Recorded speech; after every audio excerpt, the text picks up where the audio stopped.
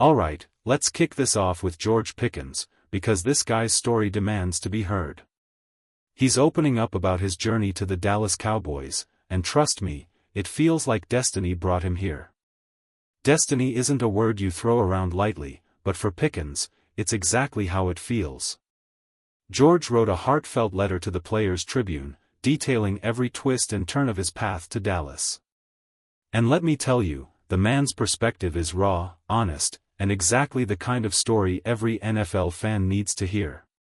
Now, right here, if you're loving this kind of content, don't forget to subscribe, hit the bell icon, like this video, and share it with your friends.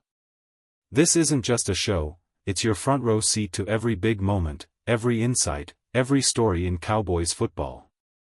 Back to George. He starts by taking us all the way back to his LSU days. Imagine this, the LSU vs. Alabama game, a stadium packed with 100,000 roaring fans, and little George, fast asleep. He admits it himself, he was born different. That's the kind of honesty that sticks with you. And it's not just George, his mom backs it up, sharing family stories that shaped the man he's become. From early travels across the country, following his older brother Chris, one of the most disciplined athletes you'd ever see, to his own mischievous childhood antics, George's story is equal parts struggle, humor, and heart. His mother keeps him in check, grounding the stories, but you can see that spark, the spark that would eventually light the path to the NFL. Fast forward, and you've got George Pickens not just playing football, but owning his story, owning every challenge, every moment that led him to the Cowboys. This isn't just an athlete's journey, it's a testament to perseverance, destiny, and passion for the game. George's mom would nudge him to go outside and play, but at 9 years old, he was just beginning to figure out his own pace. Life was teaching him lessons in patience and focus long before football became serious. Fast forward to Death Valley, and imagine this, 100,000 fans screaming, a full marching band on the field, and even a live tiger named Mike prowling the sidelines. For 2 hours, George was mesmerized, but he was 9. When the game hit a lull, his eyes started drooping. By a TV timeout, he had completely passed out, upright, straight posture, completely zoned out. His mom recalls a woman noticing him and saying, "Is that little guy asleep?" She laughed, knowing George was just different. Even then, football wasn't clicking for him. He started out at running back, just bigger than the rest, playing what he calls bully ball. But his dad noticed his height and speed, and convinced him to try wide receiver. That first deep pass changed everything. George took off on a go route, eyes on the ball, feeling the perfect moment just before the catch, the rush of adrenaline, the roar of imagined fans. He scored, and the parents went wild on the sidelines. That was it, he was hooked. The thrill, the excitement, the pure energy of the game, George found his calling. Once he switched to receiver, he stopped needing his brother to drag him outside. They'd spend hours in the front yard, one-on-one drills, perfecting routes, catching water bottles or a soggy Nerf ball. His older brother was tough, strict, and precise. Every drill had a purpose, every repetition mattered. Even when they lost their makeshift quarterbacks, they adapted, kept playing, kept imagining the perfect throw. By the time George returned to organized Pee Wee football, everything felt easier. The kids on the field seemed small in comparison, and yet he stayed humble, still joking and jokingly apologizing when his routes blew past defenders. But make no mistake, he was fast, he was sharp, and he was already showing the spark of the wide receiver he would become. That early combination of focus, discipline, and pure joy would define his path to the NFL. Mom always had my back. She'd get calls from other parents saying, "Where's George? We can't start the game until he gets here." My talent was clear, but the full picture of the game didn't click until college. My mentality hadn't caught up yet. Fast forward to one of my first practices at Georgia. I ran a drag route over the middle, expecting the hit to come square on my hip, but it didn't. I was running free, until a defensive back demolished me. I went flying into the sideline, helmet twisted, shoulder flopping, and the guys around me were like, "GP is down, bro." But I popped up, brushing it off. My wide receivers coach looked me dead in the eyes and said, "Welcome to the SEC." Right then, I had an epiphany: my chill attitude wasn't going to cut it. Around me were beasts: Jalen Carter, Nolan Smith, Nico Dean, Quay Walker, and I realized I had to evolve.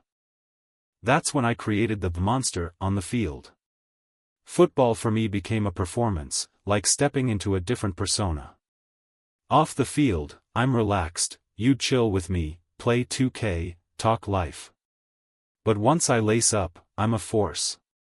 I take it all the way, max effort every play. That intensity? It's what separates good from great. People don't always understand receivers. There's more to it than catching passes. The game is mental, and you almost have to be a little delusional. Every rep is a battle. Facing top corners in the league, you need that belief. You need to see yourself as just a step faster, just a little better, just a little more dangerous than your opponent. It's about the energy, the look in their eyes. When you get that, you know you've won before the ball's even snapped. I'll never forget winning the national championship at Georgia. Everyone feared Alabama, and rightfully so. But I came back from an ACL in 8 months, faster than any mortal would expect. The first quarter, deep post called, and I went all in. That's the mentality: fearless, relentless, unstoppable. That's the mindset that carried me through college and into the NFL. On the field, everything changes. The DB stares me down, ice cold, and suddenly it's like my brother's backyard all over again: two competitors, neither backing down. Hut, hut, hut. I shake him off like it's just another drill in the yard, fly past him, eyes locked on the ball. That's the moment I live for, the instant after you beat your man, chasing that adrenaline surge before the ball even arrives. One play sticks with me forever. Deep post, the dome lights glaring, shadows flickering across the field like a movie scene. I dove late because the lights blinded me, but instinct took over. Midair, the DB's cleat clipped my glove and ripped it clean off, but I still held the ball. Physics shouldn't allow it. NASA should study it. Only me. Only George Pickens. That catch turned the tide.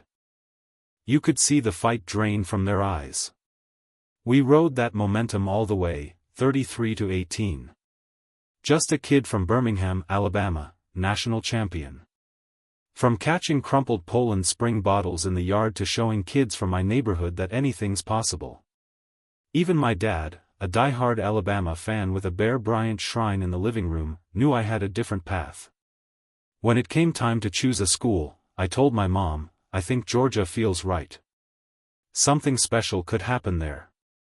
And boy, was I right. Fast forward to the draft. I never expected Pittsburgh at first. I slid further than anticipated and had never even spoken to them before. But the Steelers gave me the start, and I made my mark quickly: a one-handed catch in my third game, 1,100 yards in my second season. Still, I was learning, making mistakes, managing emotions, and growing as both a player and a man. Coach T in Pittsburgh always told me, "Keep being you, George." It just wasn't the right fit long-term. And he was right. They sent me to Dallas, the perfect place to thrive. No drama, no headlines, just a fresh start with Dak and CD, doing what I do best. It feels like destiny. Dallas is home in a real way. And it all comes full circle. My mom has this picture of me from Pee Wee football, completely knocked out in the back seat after a game, full pads and helmet still on. I gave everything on the field, then and now. That's been my story from day one, and that's the mindset that carries me forward every time I step on the field. Sometimes I'd come home completely wiped out, helmet still on, full pads, completely knocked out.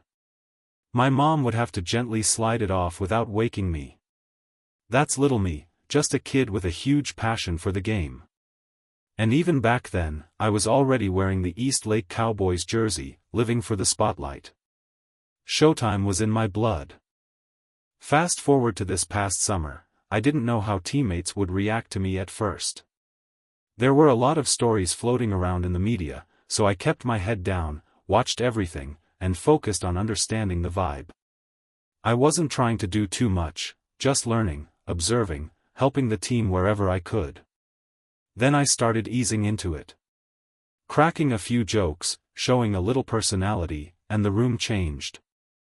That's when I heard it. "Yo, George, I thought you might be crazy, but you're actually chill, bro." I smiled. That's always been me, relaxed off the field, but once I step on it, I transform. Mom can tell you the truth, off the field, I'm one of the sweetest people you'll ever meet. But on the field, I switch gears. I become someone who locks in, dominates, and pushes the limits. That helmet isn't just protection, it's the key that turns me into the player I am. Now, whether you rock with me or not, the proof is on the field. Dak is leading, the team's energy is insane, and we're just getting started. I'm doing me, bringing everything I've got every play.